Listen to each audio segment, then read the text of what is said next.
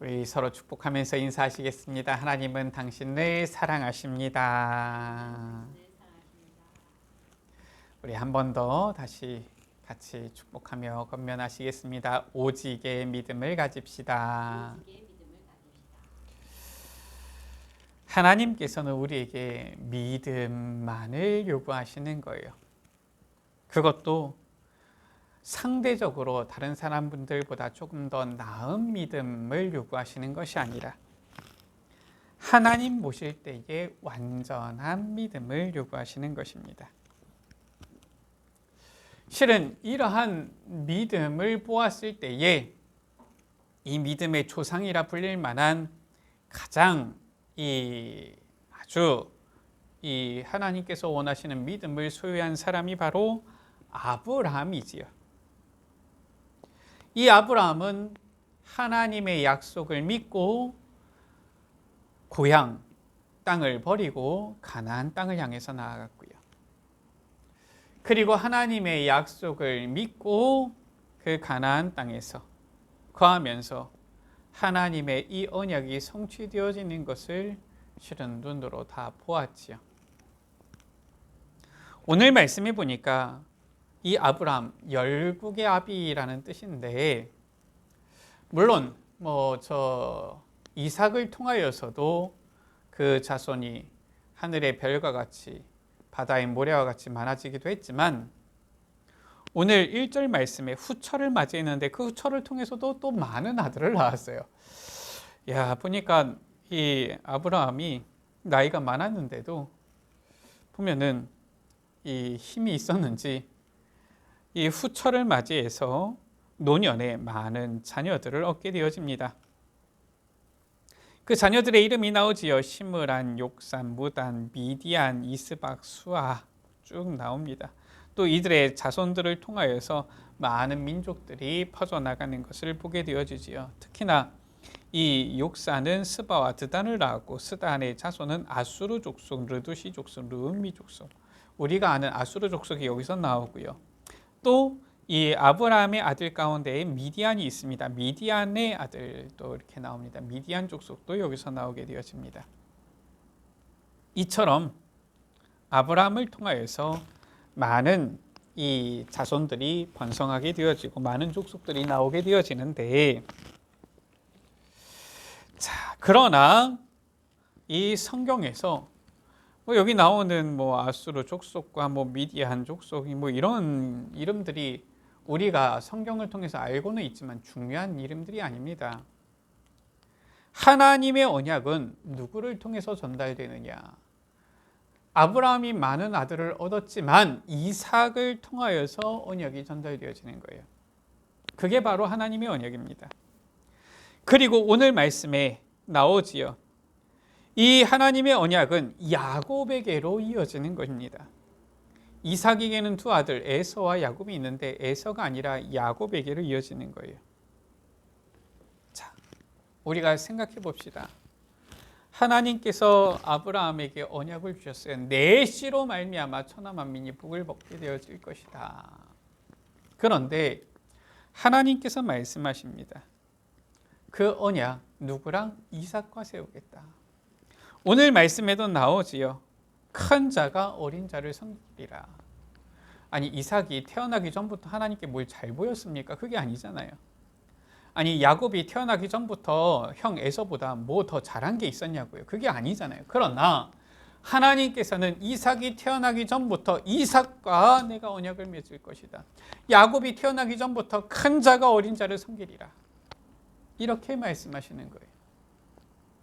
바로 하나님은 반드시 이 언약의 흐름, 이 언약이 흘러가게 하시는데, 이 언약의 대열 흐름 속에 있는 자가 축복을 받은 자인데 하나님께서는 미리 그들을 정해 놓으셨다라는 거예요. 첫 번째입니다. 아브라함은 하나님의 약속대로 이삭에게 언약을 전달한 거예요. 5절 가운데 보니까 아브라함이 이삭에게 자기의 모든 소유를 주었다라고 했어요.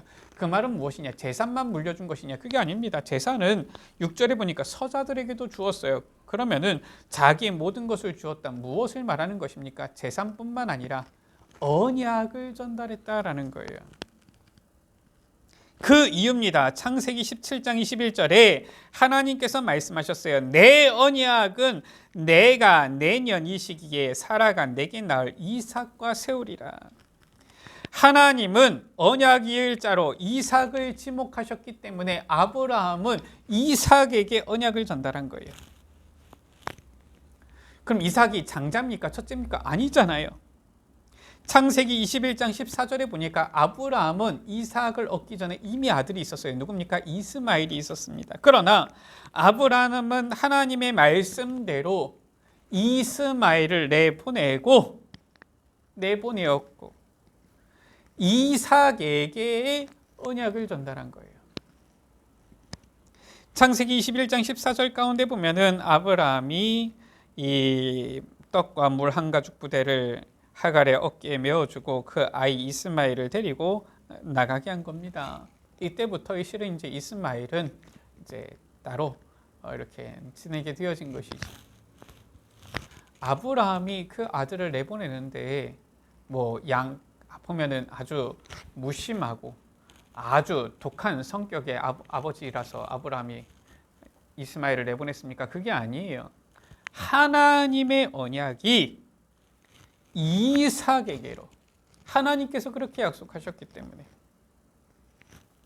그리고 오늘 말씀이지요. 후처를 통해서 얻은 서자들, 많은 아들들도 6절에 보니까 자기 생전에 그들로 하여금 이삭을 떠나서 동방으로 가게 하였다라고 했어요. 다른 아들들도 다 떠나가게 한 거예요. 왜 그렇습니까? 하나님께서 내가 언약은 이삭과 세울 것이다 하셨기 때문에. 아브라함은 이걸 완전히 믿은 사람이에요. 이 믿음을 가진 사람입니다. 그래서 이삭이 아브라함에게 뭘 태어나기 전부터 잘했느냐? 태어나기 전에 뭘 잘할 수 있습니까? 그럼 이삭이 태어나기 전부터 하나님 앞에 뭘 잘했느냐? 우리가 알 수가 있습니까? 아무것도 모르지요. 그러나 하나님께서는 이삭을 택하셨고 이삭과 언약을 맺으리라 하셨고 결국은 이삭을 이 언약의 대열로 흐름 가운데 딱 세우신 거예요. 그리고 두 번째입니다. 그리고 하나님은 태중에서부터 언약 이엘자로 야곱을 택하신 거예요. 23절에 두 국민이 내 태중에 있구나. 두 민족이 내 복중에서부터 나누이리라. 이 족속이 저 족속보다 강하겠고 큰 자가 어린 자를 섬기리라. 원래 옛날에 또 성경 가운데 보면은 기본적으로 흐름은 장자의 흐름입니다. 장자의 축복이에요. 장자가 원래 이 두 배나 두 몫의 상속을 받는 이러한 이 전통이지요. 그런데 하나님께서 하신 말씀은 당시 시대 사회적인 어떤 배경과도 완전 다른 말씀을 하시는 거예요. 큰 자가 어린 자를 섬기리라. 이렇게 하나님은 태중에서부터 누구를 에서가 아니라 야곱을 택하셨다라는 거예요. 21절에 보니까 이삭이 그의 아내 리브가가 임신을 하지 못하니까 여호와께 간구하였는데 그러니까 리브가가 임신을 하였는데 쌍둥이를 임신한 거예요. 4절 가운데 보니까 쌍둥이가 있었는데 라고 나와 있죠. 이 쌍둥이 누굽니까? 에서와 야곱이에요. 실은 이제 요즘은 이제 보니까 늦게 나온 애가 더 먼저 생긴 애다 이래서 이러는데 그래봤자 잘 모르겠습니다. 해봤자 몇 시간 몇 분 차이 아니겠습니까? 쌍둥이는 쌍둥이 아닙니까? 근데 이제 태어나니까 먼저 태어난 애가 이제 형이다, 나중 태어나면 동생이다 이렇게 하잖아요. 그러나 하나님께서는 사람들은 먼저 태어난 이가 장자다 이러는데 이삭에게 큰 자가 어린 자를 섬길 것이다. 오히려 첫째가 지금 이 둘째를 섬기게 되어질 것이다. 한마디로 해서 이 둘째가 장자의 축복을 받게 되어질 것이다. 하나님께서 말씀하신 거예요. 그리고 실제로 보니까 그러한 일이 일어났지요. 어떤 일이 일어났습니까? 33절에서 34절에 보니까 이 에서가 야곱이 장성하였는데 이 야곱이 죽을 수 없고 에서는 들에서 돌아와서 심히 피곤한데 에서가 말하지요. 그 붉은 것을 내가 먹게 하라. 그냥 주면 될 것인데 야곱은 어떻게 합니까? 장자의 명분을 내게 팔아라. 이 형의 장자의 명분을 오늘 내게 팔라.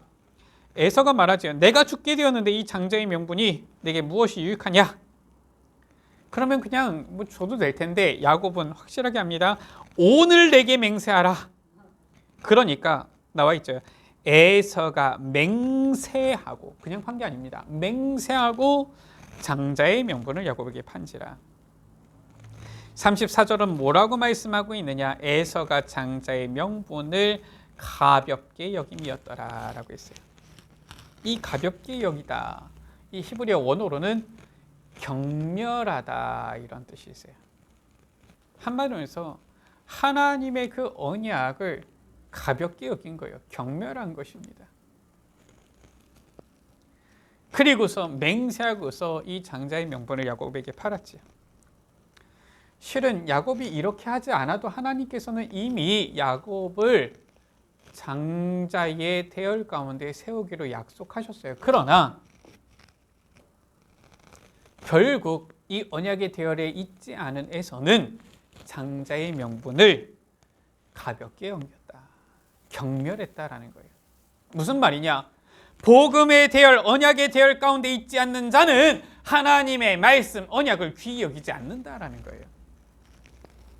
그래서 아니 왜 하나님께서는 에서에게 장자의 축복을 주시고 왜 에서는 이렇게 안 하셨느냐? 그게 아닙니다. 무슨 말이냐? 언약의 대열에 있지 않은 자는 애초에 이 언약, 하나님의 말씀을 귀히 여기지 않아요. 그러니까 언약의 대열에 서지 못하는 겁니다. 어떻게 보면은 뭐 서로 앞뒤가 서로 계속 왔다 갔다 하는 것 같지만은 하나님께서는 야곱을 장자의 이 흐름 가운데 세우셨고 이 에서는 장자의 흐름에서 배제되었는데 이 배제된 에서는 장자의 명분을 가지고 있었음에도 불구하고 그 언약을 경히 여겼다. 그러니까 장자의 대열에서 배제가 되어지는 것이지. 세 번째입니다. 우리는 하나님의 은혜로 언약의 대열에 있는 축복을 받은 자들이에요. 그리고 우리는 이 언약을 붙잡고 귀히 여겨야 되는 자들인 것입니다. 예레미야 1장 5절이지요. 내가 너를 모태에 짓기 전에 너를 알았고 태에서 나오기 전에 너를 성별하였고 너를 여러 나라의 선지자로 세웠노라. 무슨 말입니까? 하나님은 영원 전부터 우리를 택하시고 은혜를 주셨다라는 거예요. 하나님께서는 태어나기 전부터 이삭과 내 언약을 세우리라. 태어나기 전부터 야곱을 향하여서 큰 자가 작은 자를 섬기게 되어질 것이다. 야곱이 장자의 축복을 받게 되어질 것이다 하신 것처럼 우리를 영원 전부터 은혜로 택하셨다. 할렐루야. 디모데후서 1장 9절이지요. 하나님이 우리를 구원하사 거룩한 소명으로 부르심은 우리의 행위대로 하심이 아니요. 우리가 뭘 했습니까? 행위대로 한 게 아니라니까요. 이삭이 뭘 했습니까? 야곱이 뭘 했습니까? 한 게 없다니까요. 오직 자기의 뜻과 영원 전부터 그리스도 예수 안에서 우리에게 주신 은혜대로 하심이라. 하나님의 뜻이요 영원 전부터 그리스도 예수 안에서 우리에게 주신 주님의 은혜다라는 것입니다. 그래서 에베소서 2장 8절 9절 말씀이지요. 너희가 그 은혜에 의하여 믿음으로 말미암아 구원을 받았다라고 했어요.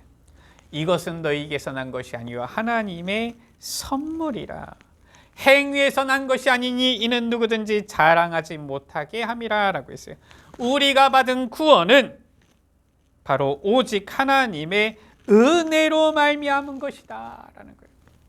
하나님께서는 영세전부터 우리를 택하시고 은혜를 주셨는데 그 은혜로 말미암아서 우리가 무엇을 받았습니까? 구원을 받았다라는 거예요. 그리고 은혜로 구원을 주신 주님은 우리를 그리스도의 증인으로 세우시는 거예요.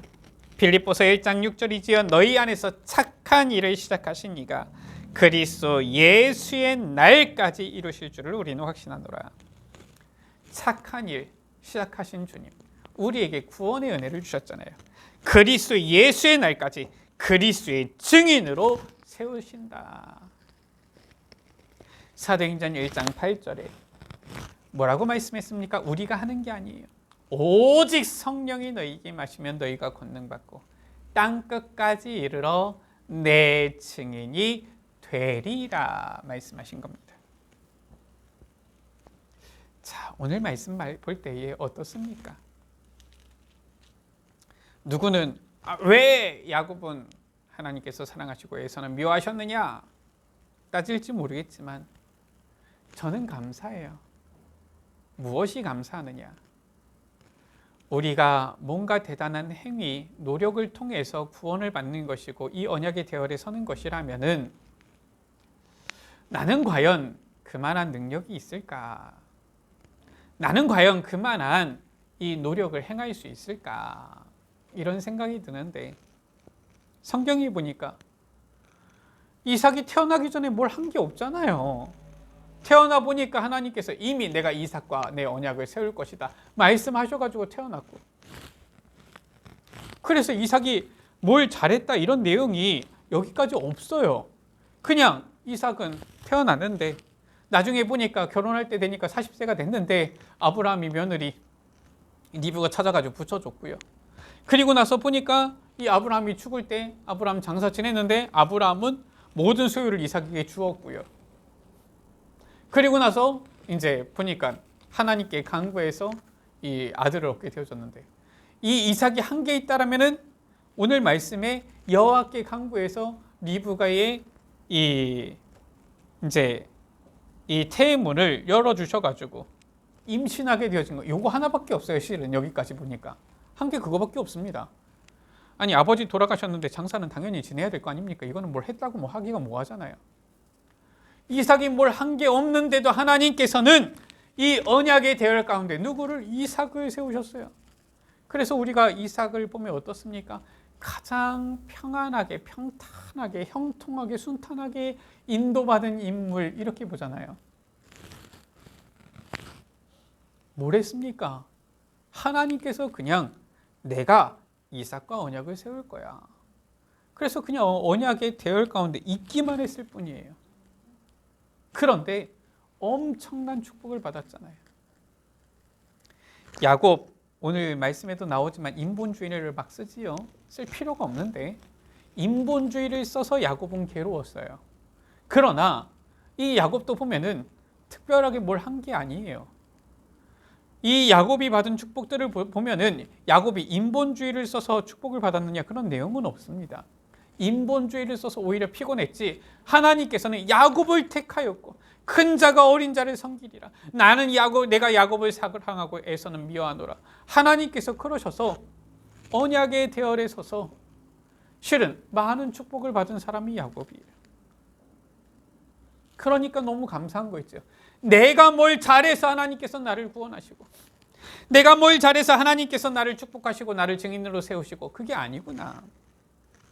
내가 잘한 것 하나도 없고 내가 뭐 한 거 하나도 없지만 하나님께서는 영원전부터 영세전부터 나를 택하시고 내게 은혜를 주사 나를 구원하시고 하나님 자녀 삼아주시고 땅끝까지 그리스도의 증인으로 세우시는구나.